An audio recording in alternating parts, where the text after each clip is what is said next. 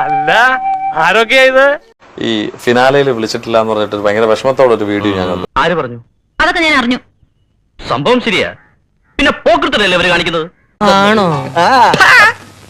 വിഷമം ഉണ്ടായിരുന്നു. പിന്നെ വിഷമം ഉണ്ടായിരുന്നു ബ്രോ. സോറി, അറിഞ്ഞോണ്ടല്ല, മനഃപൂർവ്വല്ലേ. സംഭവങ്ങളൊക്കെ എല്ലാം ചെയ്തുകൊണ്ടായിരിക്കും. ഫോണിൽ പോലും നല്ല ദിവസമാണ് കരുതുന്നത്. ഓ, ഈ പാതിരാത്രിക്കൊക്കെ ഇതാരും വിളിക്കുന്നത്? ഇതാ ഇവിടെ ഒരു ഇന്റർവ്യൂ നടക്കുകയാണ്. ആഹാ, തൊപ്പി അറിയുമോന്നോ? അവൻ ഞങ്ങളുടെ കൊച്ചല്ലേ. ഒന്ന് എടാ ഇവിടെ ഒരു ഇന്റർവ്യൂ നടക്കുകയാണ്. ഹലോ തൊപ്പി,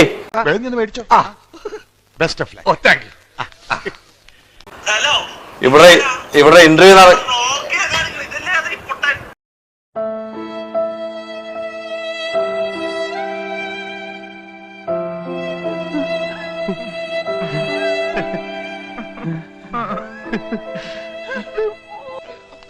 കിട്ടിയ മുതലും പലിശ ചേർത്ത് കിട്ടി.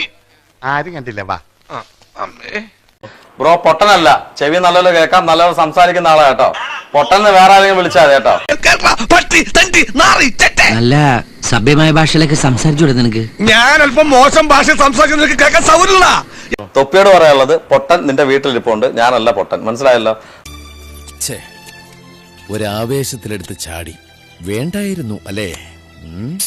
വിട്ടവളി ആന പിടിച്ചാ കിട്ടൂ. പുള്ളിക്കാരനെ നേരിട്ട് അറിയാവുന്നത് കൊണ്ടല്ലേ നിങ്ങൾ സംസാരിച്ചത് അല്ലേ? അപ്പോഴത്തേക്കും പുള്ളിക്കാരൻ നിങ്ങളെ എത്ര രീതിയിലാണ് ഇൻസൾട്ട് ചെയ്തത്? സത്യം പറയാലോ, ശീലിച്ചു വന്ന ചിട്ടകളിൽ നിന്നും പെട്ടെന്ന് വിട്ടുമാറാൻ ബുദ്ധിമുട്ട്.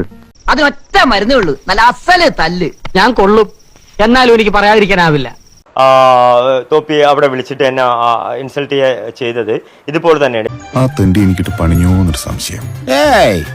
പണിഞ്ഞതാ. അത് രണ്ട് രീതിയിൽ, ഒന്ന് ഡയറക്റ്റ് ആയിട്ടും ഒന്ന് ഇൻഡയറക്റ്റ് ആയിട്ടും.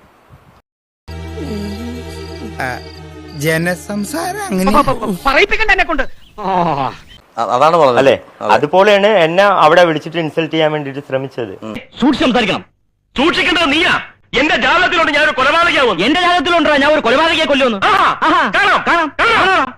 ഒന്ന് മിണ്ടാതിരിക്കടാ, തലയ്ക്ക് സ്വൈര്യം തരില്ല എന്ന് വെച്ചാ. എന്റെ മാതാവേ, ഇവന്മാരുടെ ഇടയിലിട്ട് എന്നെ ഇങ്ങനെ കഷ്ടപ്പെടുത്താണ്ട് ഇവന്മാരെ കുറച്ച് നേരത്തെ നിനക്ക് വിളിച്ചൂടെ? വിളിക്കോ? തൽക്കാലം ഇത്രയും മതി. വരട്ടെ.